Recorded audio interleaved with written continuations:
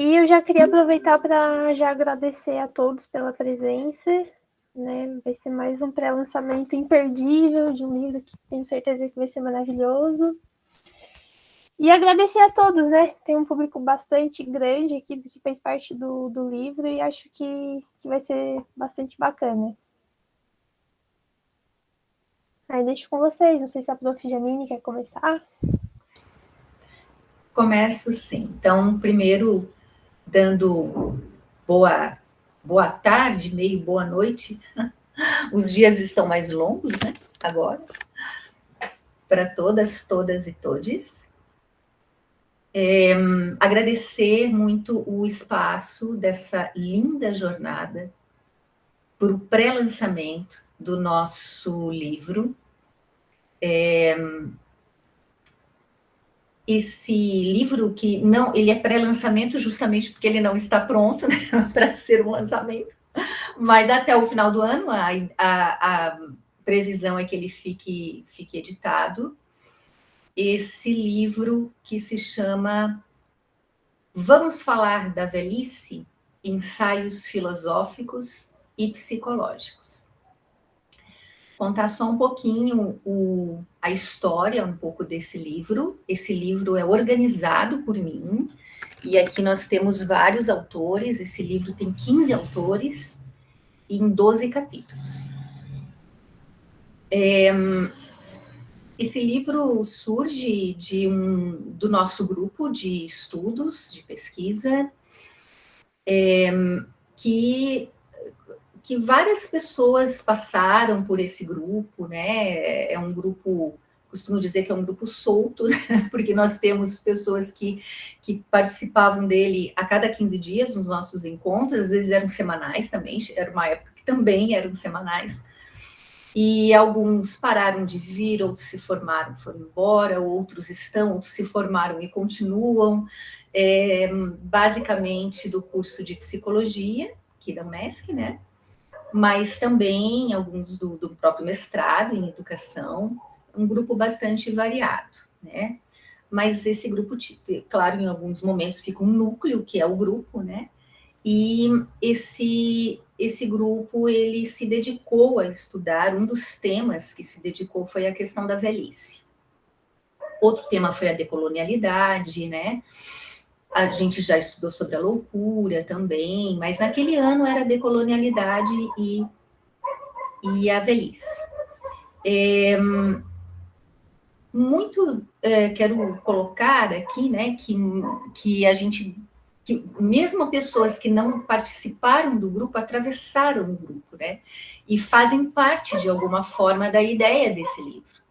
Então, tenho que citar aqui, né, o professor Alex, o professor Jefferson Luiz de Azeredo, da psicologia. O professor Alex já foi professor da psicologia também, é meu colega no PPGE, né, no mestrado, doutorado em educação, e muito veio de uma conversa com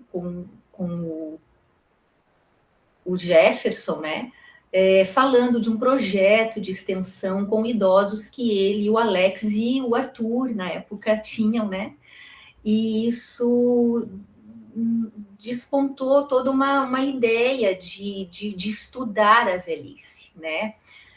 Nós temos também no grupo pessoas que sempre quiseram estudar a velhice, né? Eu destaco aqui a Mariana, aqui, nossa egressa, né, recém-formada, que é uma das pessoas que embasou muito esse desejo de estudar esse tema, né? A Victoria também, né, Carrera, aqui do nosso curso, depois ela chegou depois, mas também com muita vontade de estudar, e todos nós nos engajamos, né, a partir de características bem peculiares de todos nós, e estudamos textos, né? Quero colocar também aqui um dos textos que alguns capítulos, nós estudamos o livro da professora Rosa Nadir Teixeira, que foi nossa professora aqui no curso de psicologia. Nós estudamos alguns textos dela, estudamos o livro clássico da Simone de Beauvoir, claro, né, A Velhice, e o livro da professora Rosa, ela organizou um livro sobre experiências nesse tema, que já tinham alguns professores e estudantes da psicologia. Então, nós acabamos convidando outros, né, outros professores da psicologia que não estavam naquele livro. E então, convidamos, então, além do nosso grupo, pessoas do nosso grupo, convidamos a professora Fernanda, né, nossa professora da psicologia, que trabalha com o tema, a professora Amanda, né, que também trabalha com o tema, acho que da psicologia, acho que são outros, e o próprio professor Jefferson, né, Alex, enfim. E convidamos outras pessoas também, né, o Ismael Ferreira, o psicólogo aqui da cidade, que também tem um texto sobre o tema, né, e aí ele convidou uma ex-orientanda dele, a Tanara, a Djúli veio também conosco com a professora Amanda, né, convidamos o professor, um egresso, né, nosso, que hoje é professor da FURB, o Rodrigo Dias de Vivar, né, que a Ana Júlia, então, né, vem conosco, né, com ele. Então, esse livro tem, além da Unesc, ele tem também como instituição a FURB, a Exucre, né, e ele é composto de textos variados, né, a partir das especificidades e referenciais teóricos variados. Alguns são mais artigos, outros são mais ensaios, uns são maiores, outros são menores, mas eles têm uma linha, uma espinha dorsal, né, e cada um, a partir de seus temas, faz uma crítica à normalização da velhice, né? Isso eu acho que é o que está atrás de todos eles, né? Nós fazemos uma reflexão e uma não aceitação do lugar homogeneizador do velho na sociedade, quer dizer, esse olhar que generaliza o velho é assim, né? Ele não existe isso, né? Retirando as singularidades, as subjetividades, né? E também não aceitamos lugares pré-estabelecidos e estigmatizadores da velhice, né? Então, a nossa busca por escrever esses capítulos foi uma busca de trazer questionamentos que pudéssemos convidar as pessoas a ter um olhar desmistificador da velhice, né? Então, esse grupo, ele estudava, ele também fazia algumas coisas, né? Ele fez durante os anos de 2018, 2019, cafés da tarde, né? A gente convidava a comunidade acadêmica para discutir sobre o tema. Um deles também com presença de grupos de idosos, fazendo algumas apresentações, né?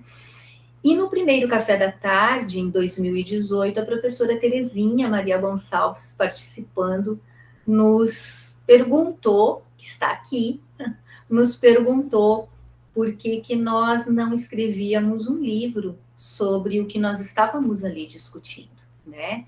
Então, na época, né, as pessoas que estavam fazendo essa discussão, né, que ainda eram estudantes, né, da psicologia, a Mariana, a Júlia, que estão aqui, né, o Maliô, que ainda é acadêmico, o Arthur, né, a Victória entrando depois, né, e eu acho que são essas pessoas, né, que estavam conosco.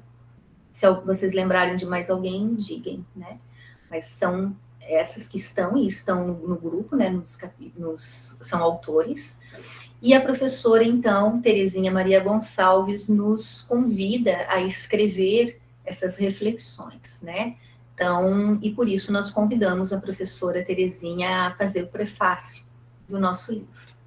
Então, agradecemos, né, bastante todas essas pessoas que perpassaram por essa experiência, e dizer que é muito gostoso escrever assim, quando a gente vê um sentido, né, naquilo que a gente escreve, fruto de um trabalho absolutamente coletivo, né? Coletivo de dentro do grupo, coletivo por pessoas de fora do grupo. Então, eu acho que é isso que deixa o trabalho gostoso, sabe? Ele é eminentemente coletivo, ele é colaborativo, e eu acho que o livro ficou muito bom. Então, eu vou abrir para que, primeiro, a ideia é que cada autor que esteja aqui possa falar brevemente sobre o seu texto, né? Os que não estiverem, daí eu falo um pouco para apresentar rapidamente, né, os 12 capítulos. Mas antes eu acho que a gente pode abrir para a professora Terezinha, que fez o prefácio, pudesse falar algumas palavras, Terezinha, sobre o nosso livro. Boa noite a todos, então, muito obrigada pelo convite para prefaciar o livro, por estar aqui hoje. Eu vou ser breve. Como eu sou, às vezes, gosto também de puxar os teóricos, né? Então, Ser e Tempo, do Heidegger, assim, espaço e tempo, né? E só para resumir assim, né, Júlia e eu orientando o Bruno, que tem 22 anos ontem, até comentei com a Carola, o que o menino de 22 anos tem a ver comigo? Ele está sonhando comigo. Ao ver aquelas psicólogas da USP, que não tem 30 anos, com as mesmas preocupações que se tinha há 30, 40 anos, né? Então, no prefácio eu falo, se hoje a gente tem toda essa liberdade, se hoje a gente tem toda essa... nós fizemos isso. Nós abrimos picada para vocês. Não é? E para mim não é fácil falar. Portanto, eu deixo com os autores. Ok, depois, em outro momento, talvez, se quiseres, podes voltar a falar. A Terezinha faz um belo prefácio, com uma intensidade muito legal. Prefácio que ela... Só queria homenagear 2 idosos. Joe Biden, dos Estados Unidos, que dirige a maior potência do mundo aos 78 anos, e Luísa Erundina, que é deputada federal aos 85. Ok, Terezinha, muito obrigada. Dar as boas-vindas para a Rosa. Rosa, que bom que tu entraste, já foste citada. Eu convidei a Rosa, meu Deus, assim, um pouquinho antes, né, Rosa? Muito obrigada. Ela já foi, essa que é a professora Rosa, que eu disse para vocês, que nós estudamos alguns capítulos do seu livro e ele nos inspirou também para o nosso. Rosa, se quiseres falar alguma coisinha.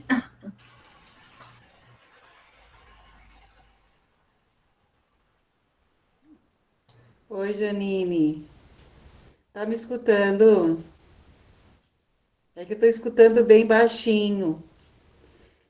Eu estava trabalhando até há pouco, eu entrei agora, não estou nem sabendo direito o que está acontecendo.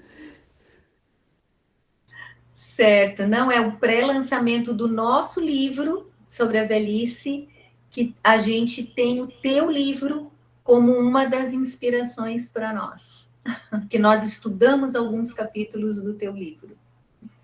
Sim, sim, eu lembro que tu já tinha me falado sobre ele, né? Sobre esse livro e que ele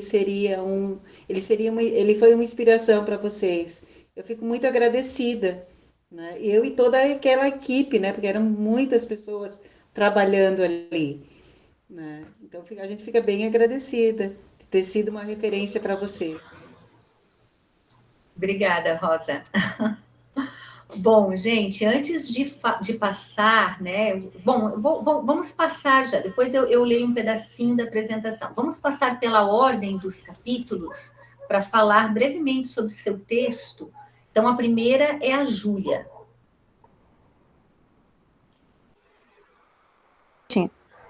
Boa noite, eu sou a Júlia, e então apresentando um pouquinho do capítulo que eu escrevi, de uma forma breve, assim, né, falei um pouquinho sobre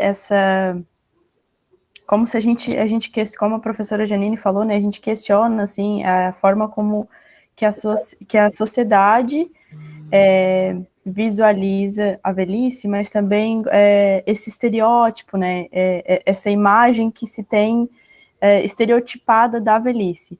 Então, a gente é como se estivesse autorizando as pessoas a envelhecer, né? Quando a gente fala, por exemplo, dos declínios biológicos, né, que eles socialmente são vistos com maus olhos, né, os cabelos brancos são questionados, as rugas são questionadas. Hoje a gente vê inúmeras plásticas, né, e inúmeros procedimentos faciais de uma forma que remete, assim, a esse retardamento da velhice, né, essa não aceitação da velhice. Não que não se possa fazer, né, mas qual o intuito de fazer, então, esses procedimentos? E tudo isso a gente debatia, conversava, questionava nos nossos grupos de estudos, né. E aí a gente eu falo também nesse capítulo sobre a questão da aposentadoria, né, que muitas vezes o idoso, então, vai se sentir inválido, né, ao se aposentar. Essa morte social que acontece para ele quando ele deixa essa profissão de lado, que, querendo ou não, é uma das formas de trazer sentido para a vida dele, né, para a identidade dele. Sartre, inclusive, traz que os meios de produção são produtores de grande parte da subjetividade do sujeito, né? Então a gente vai trazendo isso ao longo do livro também. A questão do Viktor Frankl, né, que ele traz ali que o trabalho pode contribuir para o sentido da vida do ser humano, né, que às vezes é o trabalho que vai fazer com que esse idoso se sinta, que essa pessoa, né, não necessariamente idosa, mas que ele se sinta insubstituível naquilo que ele faz. A gente também traz o quanto que o viver, né, poderia ou deveria ser a prioridade, né, não colecionar bens, ou não fazer isso, aquilo, essas várias tarefas, ou então esse checklist da vida, né, mas que o viver em si deveria ser essa prioridade para todos nós, né, para que a gente não chegue no fim da nossa vida e se depare aí com doenças, né, ou então com situações que nos impossibilitem, então, de viver, porque a gente percebe que muitas vezes a sociedade coloca isso, né, a gente trabalhar grande parte da nossa vida, ou a gente fazer isso até os 50, 60 anos, para depois curtir a vida na aposentadoria. Só que muitas vezes não dá pra gente curtir a vida, porque ou então a gente adoece, ou então acontece alguma coisa, né, nesse sentido de impossibilitar, né. Também falamos do projeto de vida, né, que mesmo com 50, 60, 70, 80, 90 anos, a gente pode sim ter projeto de vida, né. Então, acho que era isso, assim, que eu lembrei agora. Uhum. Né, para que também não se tenha arrependimentos no final dessa vida, né, ao chegar à velhice, né. E a imagem do velho, né, falo também um pouquinho ali no final. Para que não seja essa imagem estigmatizada, né? Qual é a imagem do velho, né? O velho não é o oposto do jovem, né? O jovem não tem que fazer somente coisas de jovem, ou o velho não tem que fazer somente coisas de velho, né? A gente tenta, me parece assim que tirar, né, essa imagem, esse estereótipo, a gente tenta trazer essa harmonia, né? Não polarizar, não tornar unilateral. Acho que era isso, prof, de forma breve, né? Ok, Júlia, isso mesmo. Então, o capítulo da Júlia se intitula Estigmas e Faces da Velhice, buscando uma face humana. Então, a gente pode passar para o capítulo A Condição do Ser pela atual representação do idoso, do Arthur e do Jefferson. O Arthur, né?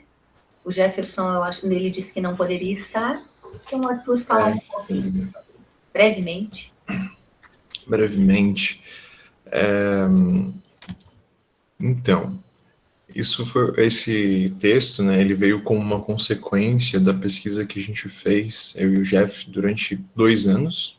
Foram 2 projetos de PIC 170, e que a ideia era, primeiro, pensar uma hermenêutica para além de um texto, né? Hermenêutica como interpretação, né?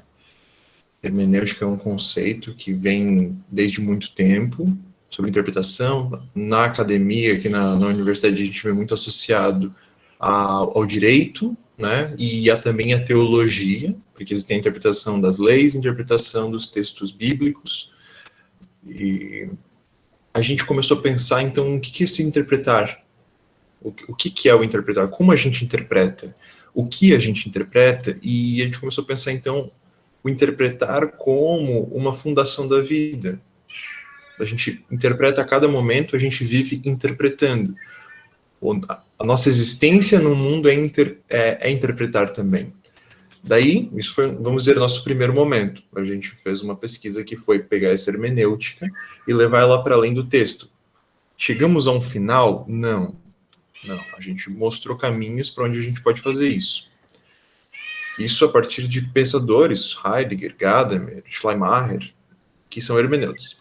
Né? O Heidegger, que na verdade vai fazer esse movimento já de tirar a hermenêutica só da interpretação de texto, né? E já começa a falar de o texto como algo, não interpretar o texto como o que o texto me diz, mas como o que não o que o texto diz sobre o texto, mas o que o texto diz sobre mim que interpreto, né? Fazer essa inversão. No segundo tempo da nossa pesquisa, a gente começou a pensar então nesse, então a hermenêutica, esse nosso interpretar, ele se pauta numa existência, ficamos com Heidegger, né? Na fenomenologia, na hermenêutica fenomenológica dele, a gente começou a pensar mesmo, assim, e vindo dessa história da extensão com os idosos também, assim, das conversas que a gente teve que a gente semanalmente se encontrava para conversar sobre a existência. E daí, a gente chegou nessa ideia, nessa questão, nessa demanda, né, veio da demanda da professora Janine, para a gente pensar o idoso. Tudo foi como uma linha do tempo que foi fechando nesse texto. Quando a gente começa, então, a pensar em interpretação para além do idoso, a gente começa a pensar nesse outro que eu interpreto. Nesse outro que eu interpreto, nesse outro que para mim é uma imagem, nesse outro que muitas vezes eu não vejo como um ser, eu vejo como uma imagem. A gente puxa alguns conceitos de Heidegger, como a entificação, um conceito muito interessante, porque ele vai ele se contrapõe ao Dasein. O Dasein, que é um conceito do Heidegger, que é o ser em contexto, ser aí, né? E ele se contrapõe à identificação, porque a identificação é quando a gente atribui uma imagem e assim a gente limita o Dasein. Tudo isso conversa com o idoso para quando a gente começa a imaginar... Quando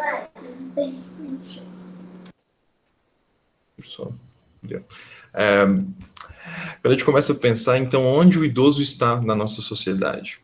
A gente está atribuindo uma imagem ao idoso. A gente pode reconhecer a velhice como um processo, mas a gente está partindo da ideia de que na sociedade o idoso é uma coisa. Existe uma finitude de imagem que possibilita, esse é velho, aquele jovem, né? Como partindo da fala da Júlia, acho muito interessante isso, né? Esse é velho, aquele é jovem, e é uma coisa que é estranho a gente pensar, né? Porque em que momento, isso a gente estava conversando outro dia no grupo, em que momento a gente passa a ser velho, né? Chega no 60 e pronto, agora eu sou velho, né? Assim, até mesmo para a gente pensar o tornar-se adulto, né? Com 18 anos, você tem deveres legais, e a partir desse momento, pronto, agora você tem maturidade. A sociedade começa a cobrar maturidade, agora você, né, já é maduro. Assim, da mesma forma, idoso. A partir dos 60, agora você é idoso. Agora você parou de contribuir. A tua contribuição agora já acabou, né? Então, agora para finalizar esse plano do nosso texto, a gente encontra na literatura de Heidegger um conceito muito bonito, que é o cuidado. Né, que ele escreve em alemão como Sorgen. E daí o cuidado, para o Heidegger, é uma coisa muito diferente do que a gente imagina como cuidado no senso comum. Porque o cuidado para ele é um cuidado existencial. Eu não vou cuidar só das questões biológicas, né? Até porque daí entra o que é esse cuidado. E esse cuidado, então, ele faz parte de mim, faz parte do outro, faz parte dessa relação que é que possibilita a nossa existência, basicamente, como entes também. Né? Então, ele começa a pensar que o cuidado, ele entra como um fundamental da vida, como um fundante da vida como nós conhecemos, e é preservar a vida. Então, para viver, a gente preserva a vida, né? E daí o cuidado, pautar a relação do idoso como um cuidado, é toda essa possibilidade de não identificá-lo, não limitá-lo, não colocá-lo como um não ser, né? E cuidar dele como um ser com possibilidades e como, vou puxar de novo a Júlia, achei muito boa falar dela, tendo um projeto de vida, ainda tendo um projeto de vida, ou um novo projeto de vida, ou, né? Enfim, acho que isso fala um pouco da nossa pesquisa. Acho que foi muito bom ter escrito. Agradeço muito o convite da professora Janine e agradeço muito todo mundo que ajudou e contribuiu nesse livro. Obrigado, pessoal. Outra coisa. Ao final, se tiver um tempinho, eu ia achar legal passar uma música também, mas só se tiver um tempo. Tá? Pode ser, sim. Então, Arthur, por isso que esse livro é de ensaios psicológicos e filosóficos, né? Nós temos textos que vêm da psicologia, mas nós temos textos que vêm da base da filosofia, né? O próximo texto é Velhice e Contemporaneidade, reflexões a partir de Simone de Beauvoir, da Tanara dos Santos Scheffel. Eu acho que ela não entrou, né? Vocês viram a Tanara entrando? Acho que a Tanara... Não, a Tanara, ela não entrou. A Tanara, ela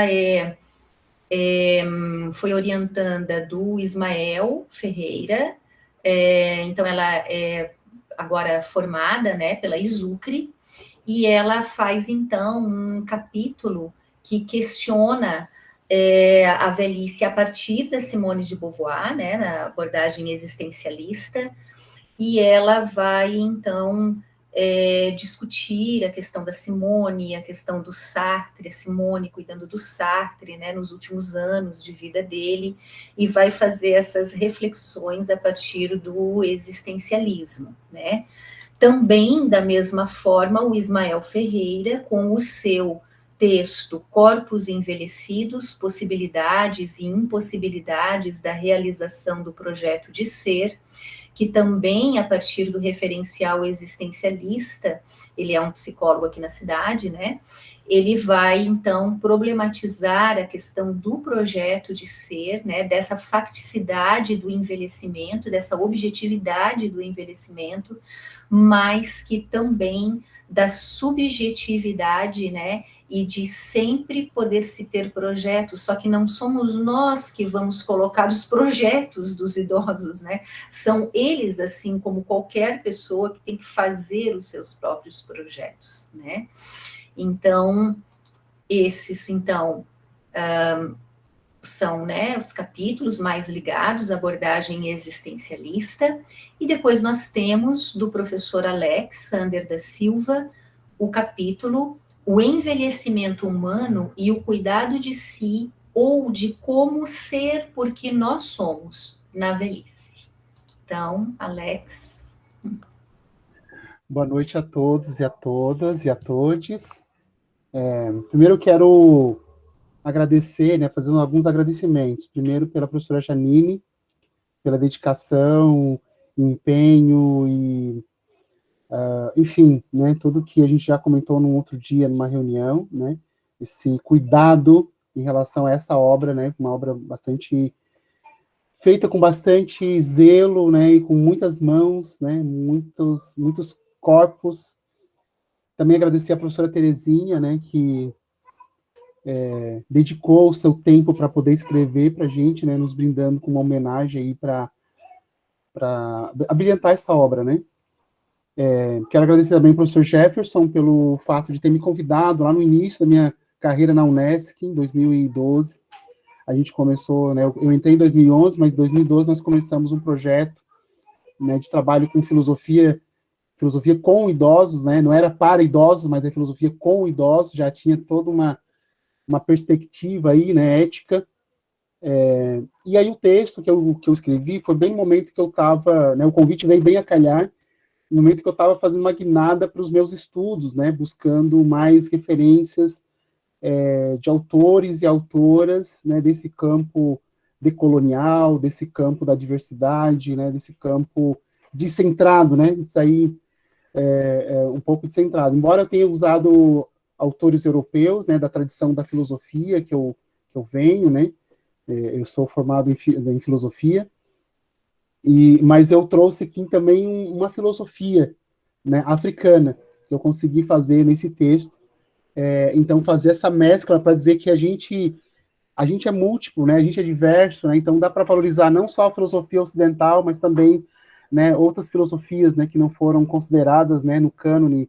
Então, esse título aqui tem muito a ver com isso, né, o envelhecimento humano e o cuidado de si, ou de como ser porque nós somos na velhice. Que é essa, porque nós somos na velhice, é uma filosofia africana, né, a filosofia Ubuntu. Então, rapidamente, assim, para dizer para o pessoal, para ir no texto, né, eu vou convidar para ir no texto lá. Eu, particularmente, amei o meu texto, assim, eu fiquei muito feliz com o resultado. Foi um texto bem anárquico, né, um texto que misturou tradição, que não se preocupou, porque é um ensaio, né, a bem da verdade é isso que a professora Janine falou, olha, pode fazer artigo, pode fazer ensaio, né, pode fazer um relato, enfim, e eu fiz de tudo um pouco, né, eu fiz um artigo, eu fiz um ensaio, e fiz um relato de uma experiência, né, a experiência que eu tive, que eu tenho na vida, que é com duas pessoas idosas que eu tenho como referência, inclusive faço uma homenagem no final do texto para elas, né, que é a minha avó e a avó da minha esposa. Então, mas assim, para o pessoal saber o que eu trabalhei nesse texto, né, eu vou dizer o seguinte, né, um pequeno spoiler aí. 3 conceitos fundamentais que aparecem no texto, né, desse anarquismo acadêmico, assim, né. Um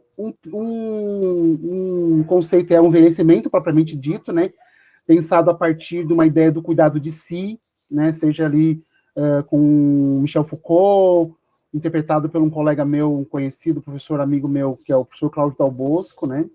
Então, entre envelhecimento e o cuidado de si, né, são dois conceitos que aparecem bem no início do texto, eu vou desenvolvendo isso, né, o que eu estou entendendo, né, sobretudo, o envelhecimento é algo bastante, é uma ideia, assim, ó, de que não tem como a gente definir, né, dizer, o envelhecimento é isso, é tanta coisa, né, e ao mesmo tempo, às vezes, né, a gente escapa, né, uma definição sobre o envelhecimento. Mas eu pensei em envelhecimento a partir de uma perspectiva da filosofia Ubuntu, que é, né, desse ser porque nós somos, né? E essa filosofia, né, que vem da tradição Banto, que entende a nossa constituição humana como uma construção coletiva, né? Eu não sou só eu sou uma síntese de muitas vivências, muitas vidas, né, muitas experiências e de muitas pessoas, né?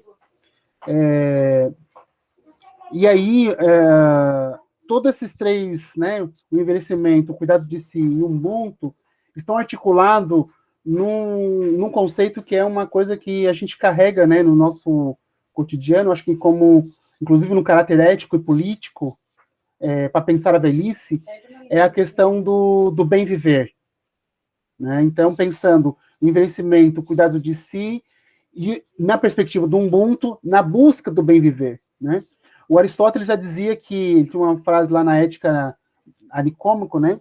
A felicidade é uma atividade da alma, e como a gente, no senso comum, pensa, né, que a alma não envelhece, né? A não ser que ela seja capturada por outras formas, né, de cerceamento, né, de uma cultura de morte, de uma cultura de violência, né, ela pode morrer. Então, inclusive, morre a felicidade ali. Mas se a gente busca a felicidade como sentido do bem viver, né, a alma não envelhece, né? Então a gente tem essa condição, né, de ser mais, né, essa vocação ontológica de ser mais, como dizia o nosso querido Paulo Freire. Então, basicamente é isso, né, que eu escrevi no texto, espero que vocês gostem, né, e fico aí à espera, né, de de um feedback, se for possível, né? Mas a gente sabe que o livro a gente escreve, o capítulo, inclusive, de um livro, a gente escreve, a gente não sabe onde que ele vai chegar, né? A gente só lança, né? Como diz o Heidegger, né? Se lançar ao mundo, né? A palavra na linguagem. Então, é isso. Obrigado. Obrigada também, Alex. Deu vontade, ó, do pessoal ler o capítulo. Pessoal, nós temos mais uns 12 minutos, aproximadamente, né? Então, o próximo capítulo é pertença social. Não, o próximo capítulo é biopolítica e os processos de subjetivação da velhice, da Ana Júlia Katz Stollmeyer, do Rodrigo Dias de Vivares Soler e do Jefferson Luiz de Azeredo. O Jefferson tem 2 capítulos aqui conosco. Então, a Ana Júlia, eu sei que está, não sei se o Rodrigo entrou, o Jefferson eu sei que não. Mas, então, acho que o Rodrigo não. A Ana Júlia talvez tenha saído, porque ela estava... Não está mais, então, né? Então eu vou apresentar este capítulo, pegar aqui uma até da apresentação. Então, este capítulo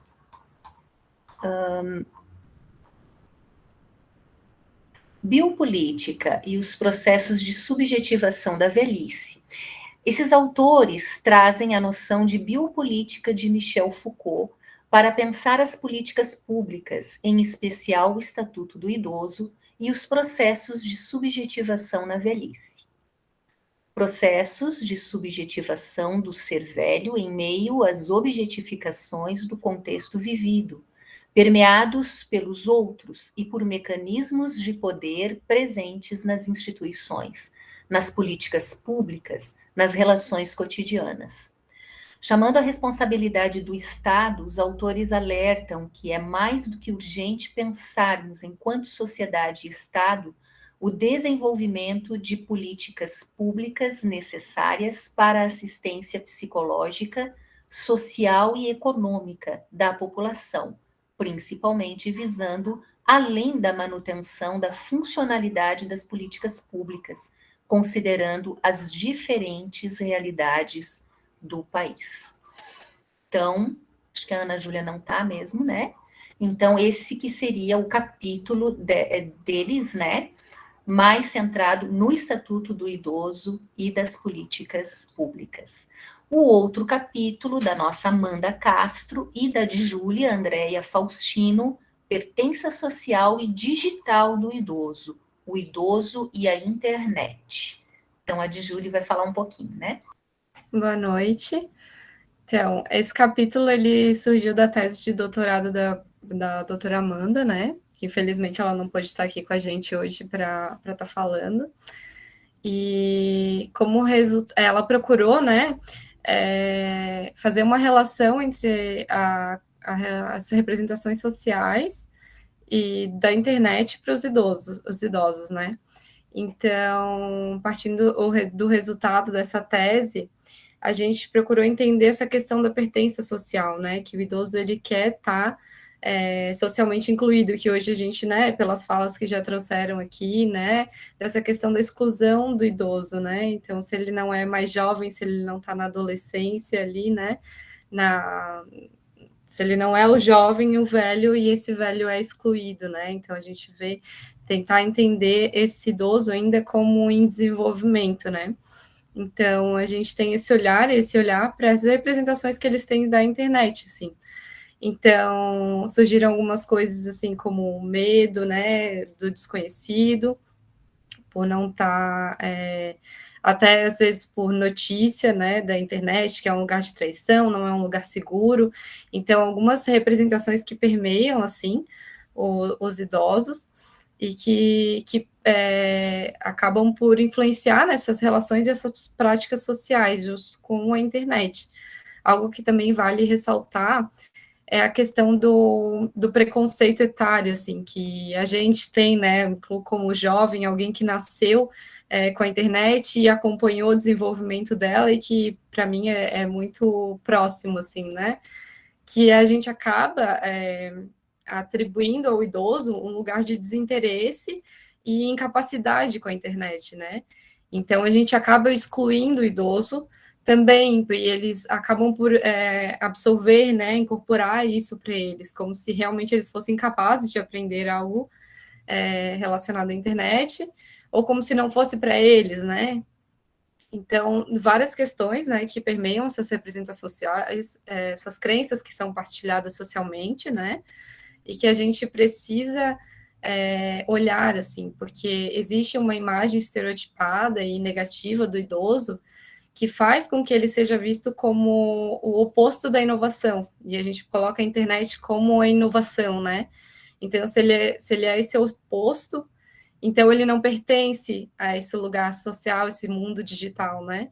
Então, é muito interessante, assim, a gente olhar para isso, e até estava, esses dias, aconteceu da minha avó, por exemplo, chegar no posto, e ela queria uma receita de remédio, né, na unidade básica aqui, e eles falaram que ela só poderia usar, ela teria que fazer isso pelo WhatsApp, porque agora o meio de contato da pandemia é pelo WhatsApp, né? E ela falou que ela não tinha o WhatsApp, que ela não conseguia, e eles insistiram muito nisso, né? Então, pensar essa relação, né? Que ponto a gente precisa entender o lugar que a internet e esse digital está e como o idoso pode ser incluído nisso, né? E se ele vai ser excluído, como minha avó foi na unidade básica, por exemplo, né? Como que a gente trabalha isso? Eu acho que é muito importante de pensar, e nosso capítulo ele traz essa reflexão, e que a gente tem que procurar incluir o idoso nesse mundo digital, né? Ver formas de abrir portas para aprendizagem, para ressignificação, tanto individual quanto social, dessa questão do idoso com a internet. Eu acho que era mais ou menos isso, breve para dar tempo, né? Sim, ótimo, de Julie. E agora eu estou lendo aqui a próxima atividade às 19h30, né? Não é às 19h. Que bom, então temos um pouquinho mais de tempo. Tá certo. Bom, próximo texto nosso livro é o texto do Malio Akashi, Liberdade do Puro Ser, Sexualidades, Gênero e o Envelhecer. Isso, Malio. Boa noite, pessoal. Boa noite para todo mundo. Eu sou Malio Akashi, como a professora falou. Sou uma pessoa trans, não binária. Estou estudante de psicologia, né? Estou para me formar no ano que vem. Tentar trazer, assim, tentar sintetizar um pouquinho da proposta da obra. Ela foi uma jornada, né? Até esse momento aqui, agora, nesse pré-lançamento, e até o momento que foi lançado, provavelmente essa jornada ainda vai estar acontecendo de alguma forma, a partir de mim, a partir de nós, né? De forma coletiva e de forma individual, subjetiva. Primeiro eu queria só agradecer, assim, a honra de poder fazer parte de toda essa construção dessa obra, agradecer também por poder fazer parte da construção dessa jornada, junto com meus colegas que estão aqui, alguns, né, outros que estão nos bastidores, também em outros locais, né, e está sendo muito legal, assim, acho que se criaram espaços muito importantes, com falas muito essenciais, principalmente nos dias de hoje. O capítulo, assim, que eu alcunho, ele vem numa proposta, é um ensaio, né? Ele vem numa proposta, assim, de um mergulho. Então, o capítulo inteiro, ele tenta muito mais trazer questões, perguntas, né? Procurar essas questões, as melhores questões para tentar entender toda essa vivência do que é envelhecer, por isso, então, ali, o processo do envelhecer, né? Eu não me atento tanto à questão da fase do desenvolvimento que nós chamamos de envelhecida, né?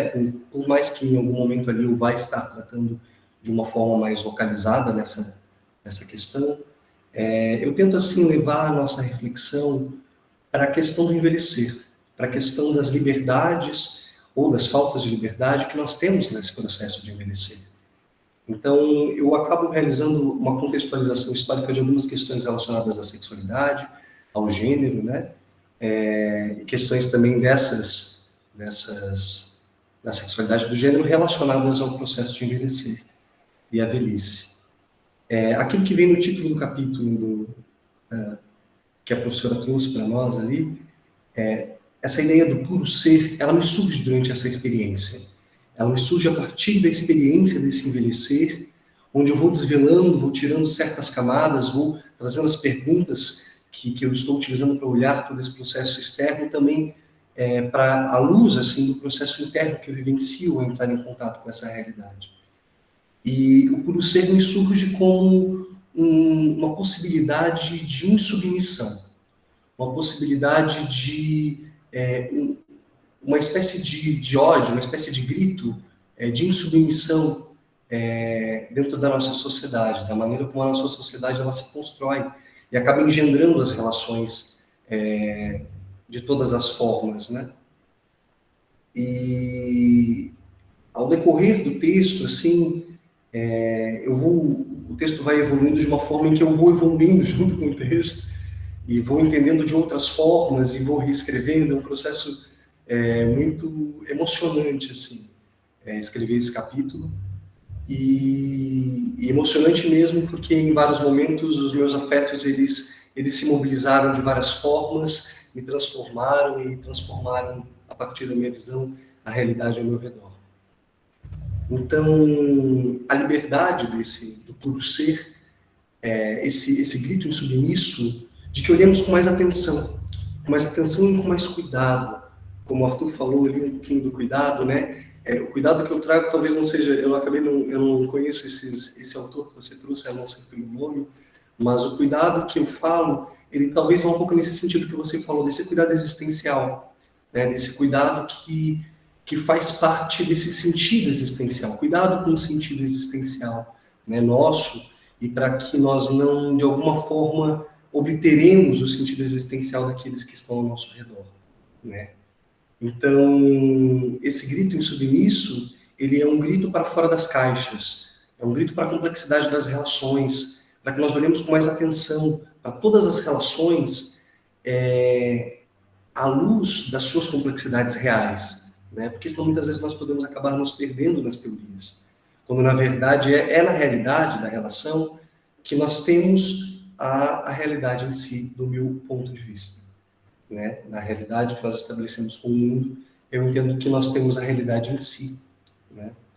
Então, no geral, é isso. Quem quiser, né, saber um pouquinho mais, abre ali a possibilidade, abrimos então a possibilidade de estar lendo essa obra, que está reunindo textos bem incríveis, assim, que na composição mostram um caminho de possibilidades para que nós, com muita atenção, com muita presença, sejamos cuidadosos de uma outra forma, num outro nível, com mais responsabilidade afetiva, um nível que está para além da teoria, e está na prática, está na vivência, está no contato humano que nós possamos estabelecer.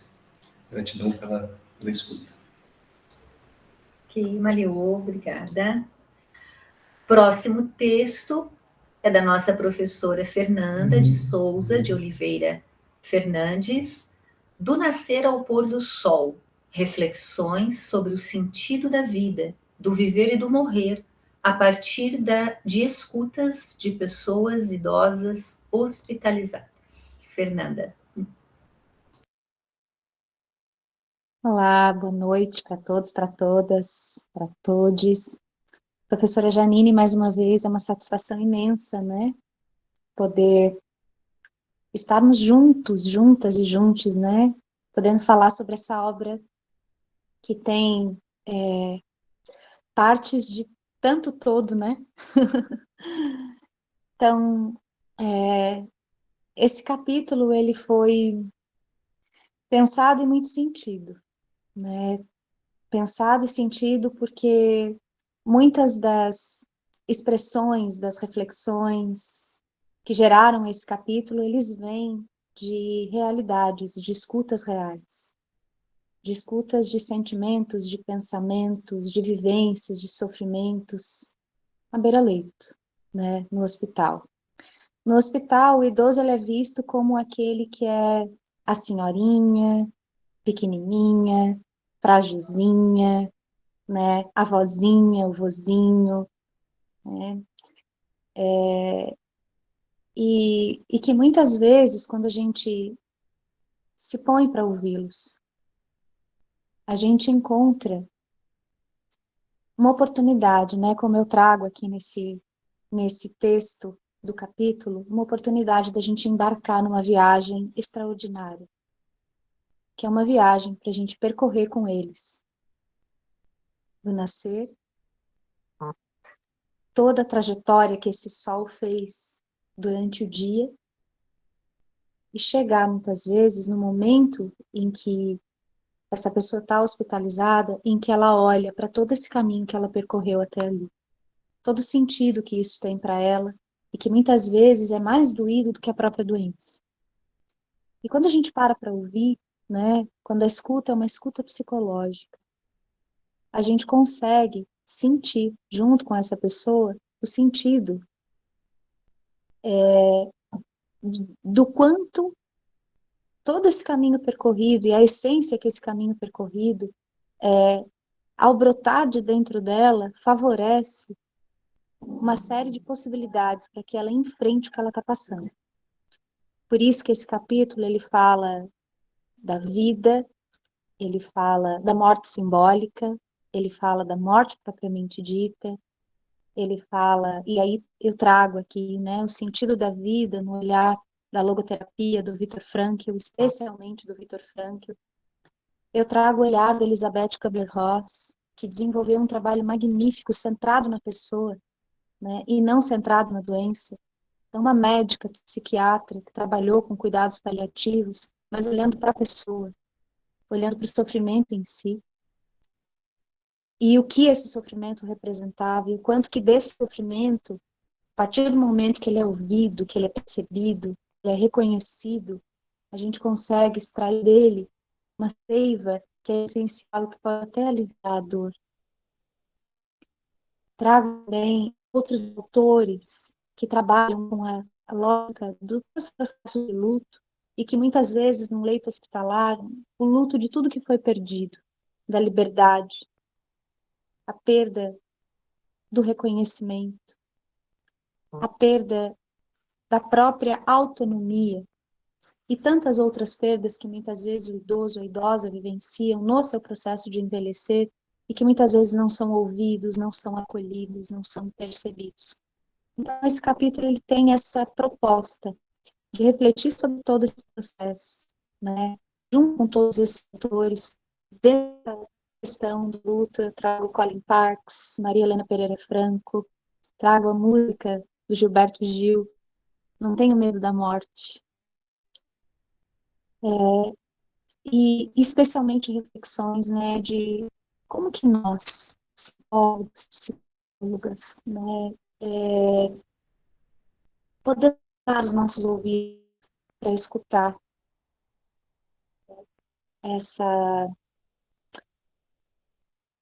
essa trajetória desse sol que nasce, entardece e se prepara para se pôr. Então, um convite que faço a vocês, né, também para ser mais breve possível, é que vocês se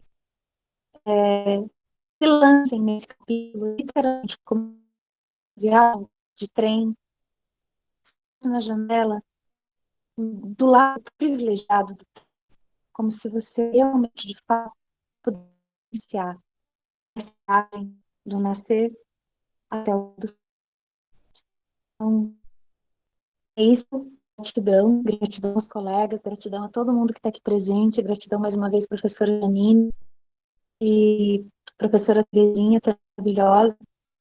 Muita gratidão e desejo que vocês realmente se emocionem, como eu me emocionei muitas vezes, em muitos momentos, né, em que eu estava escrevendo e lembrando, né, das pessoas que eu encontro no meu dia a dia, nas escutas que eu faço no beira-leito do hospital. Muita gratidão. Para quem conhece a Fernanda, sabe que ela toca violão e ela canta, né? E vou dizer para vocês que a gente quase consegue ouvir as músicas dela lendo o texto dela. É um texto musicado, Fernanda. É sim. Obrigada, Fernanda.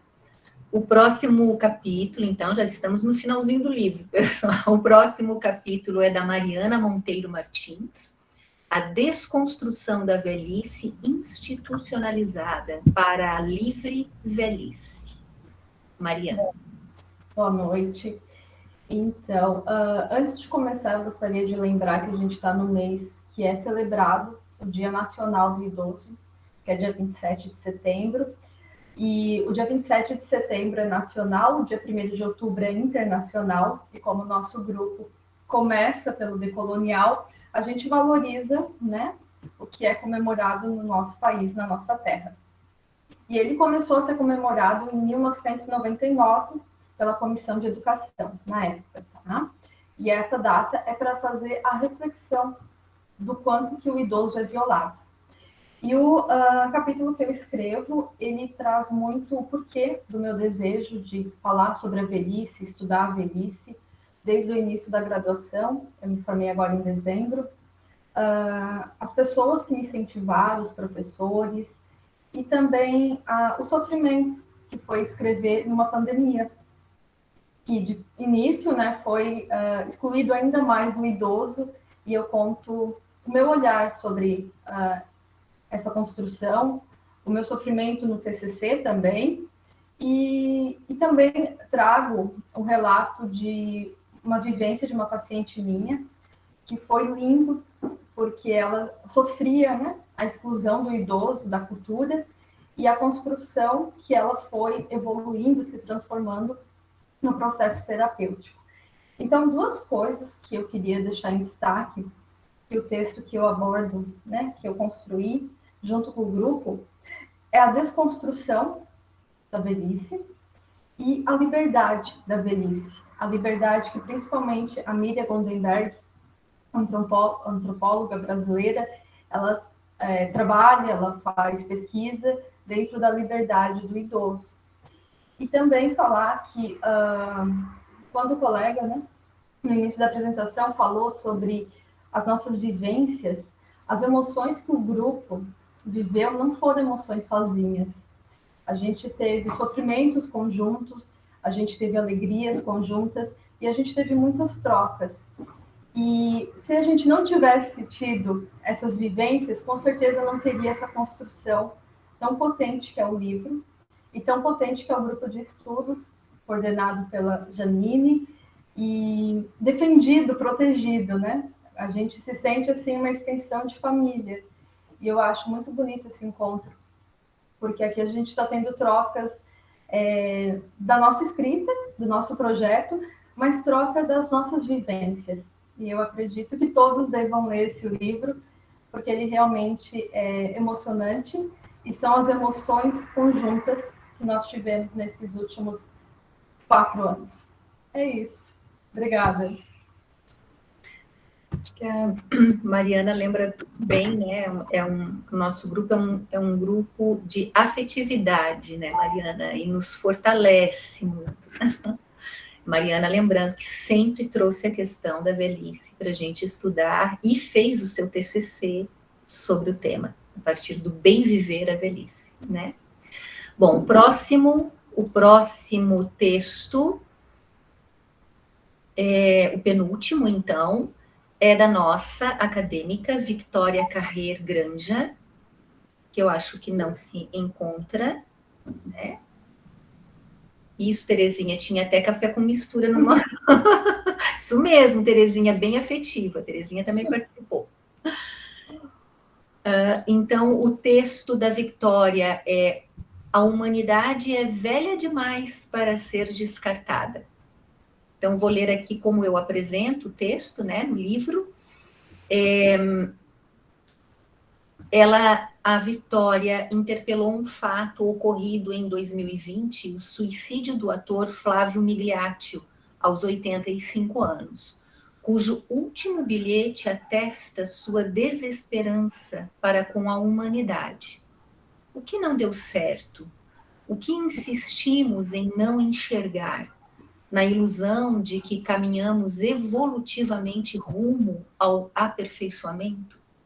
Victoria vai mostrando diversos pontos que nos apontam que nossa sociedade não prepara um lugar digno para os que envelhecem.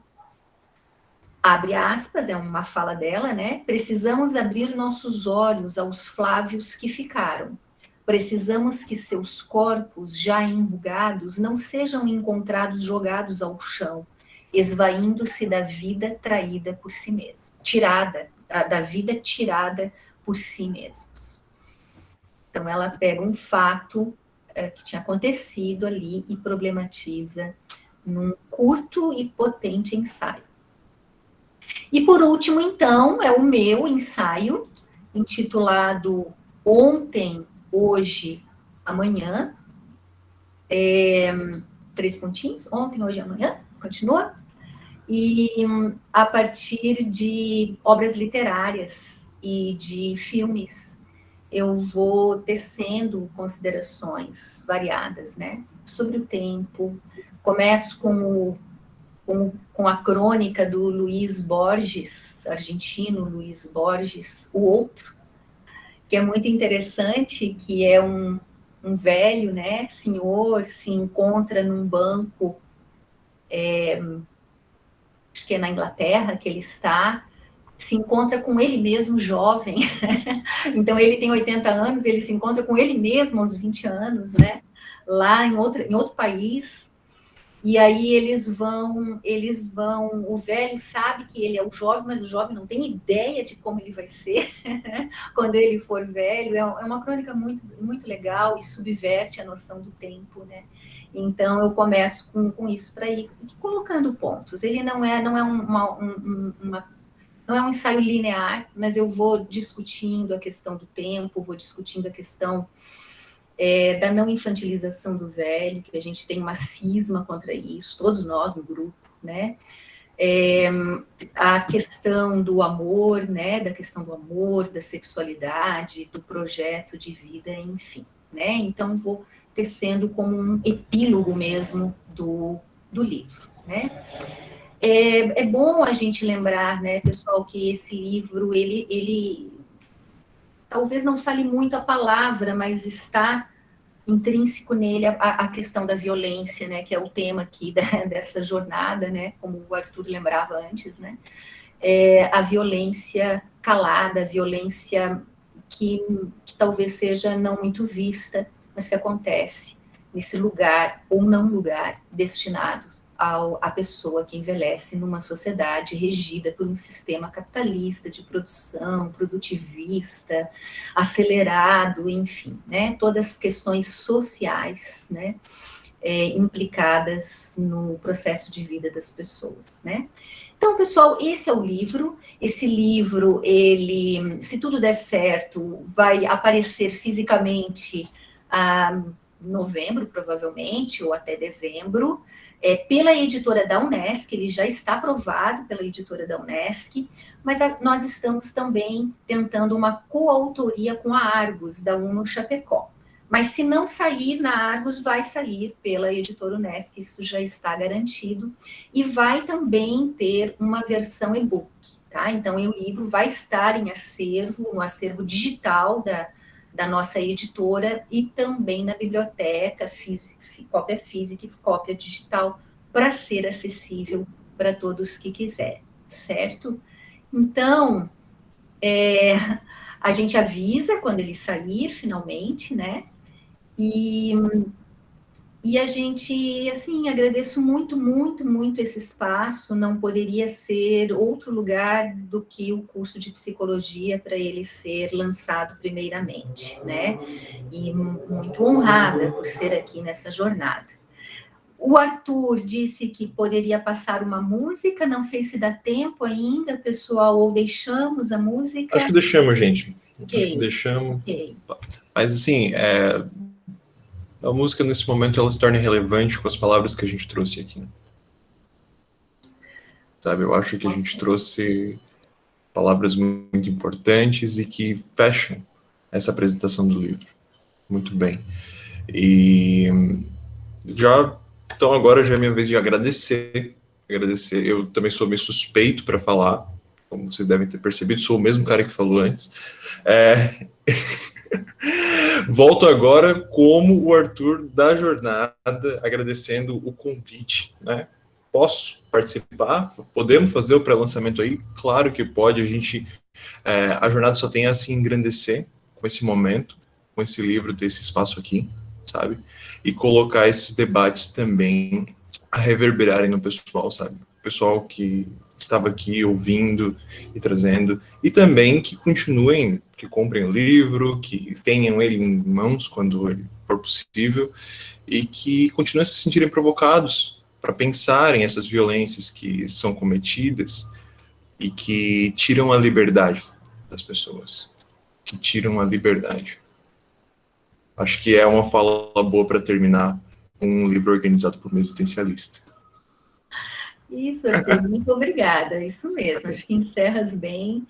E então agradeço a todos, todas, todos autores, né, do livro, a professora Terezinha, novamente, né, prefaciadora, e bem, gente, a todos vocês que estão aqui, né, muito obrigada, um beijo para vocês, a gente permanece, né, agora na palestra. Palmas aqui, né? Tradicionais.